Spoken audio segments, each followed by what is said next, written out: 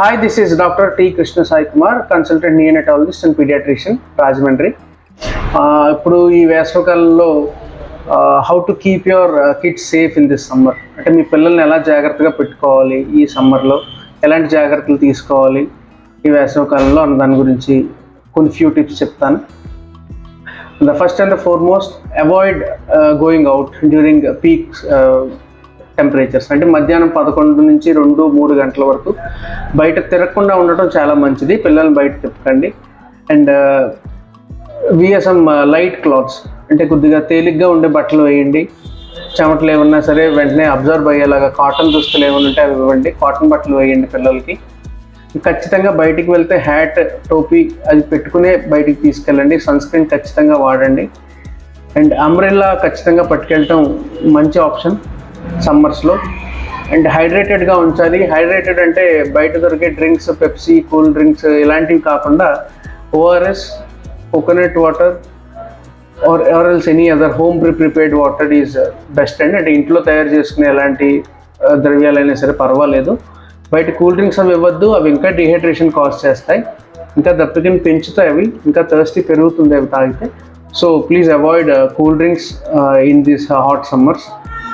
దానికి బదులుగా మీరు ఓఆర్ఎస్ ఇవ్వచ్చు. ORS is best. And diarrhoea లాంటి కండిషన్స్ ఒకవేళ ఉంటే, నీళ్ళ విరోచనాలు ఇలాంటివి ఏమైనా ఉంటే ఓఆర్ఎస్, WHO ఫార్ములేటెడ్ ఓఆర్ఎస్ మాత్రమే ఇవ్వండి. అవి కాకుండా ఇంక వేరే ఏమి ఇవ్వకండి.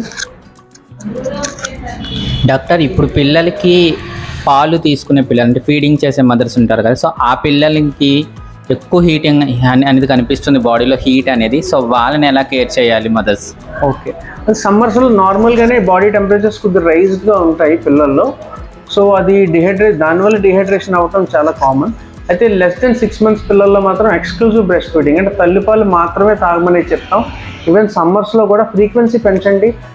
ప్రతి 2 hours ఇచ్చే ఫీడ్ని 1.5 hour లేదా ఇంకా ముందుగా కదలదు, ఇంకా ముందుగా కూడా ఇవ్వచ్చు పిల్లలకి. అంతేగాని పాలు కాకుండా బయట వుడ్ వర్డ్స్ పట్టిస్తాము, లేకపోతే ఏదో కూల్ డ్రింక్స్ పట్టిస్తాము, లేదా వాటర్ పట్టిస్తాము, అలాంటివి it is not a good idea. అలాంటివి ఇవ్వకండి. పాలే ఇంకా కావాలంటే 2-3 సార్లు ఎక్కువ సార్లు ఇవ్వచ్చు. రోజుకి 10 సార్లు పట్టించే పాలు 15 సార్లు కూడా పట్టించవచ్చు. దాంతో మనం డిహైడ్రేషన్ తగ్గించగలుగుతాం పిల్లల్ని. ఇంక బయటకు అసలు తిప్పకపోవడం చాలా మంచిది 6 నెలల కంటే చిన్నపిల్లల్ని. సో ఈ జాగ్రత్తలు తీసుకుంటే సరిపోతుందని నేను అనుకుంటున్నాను.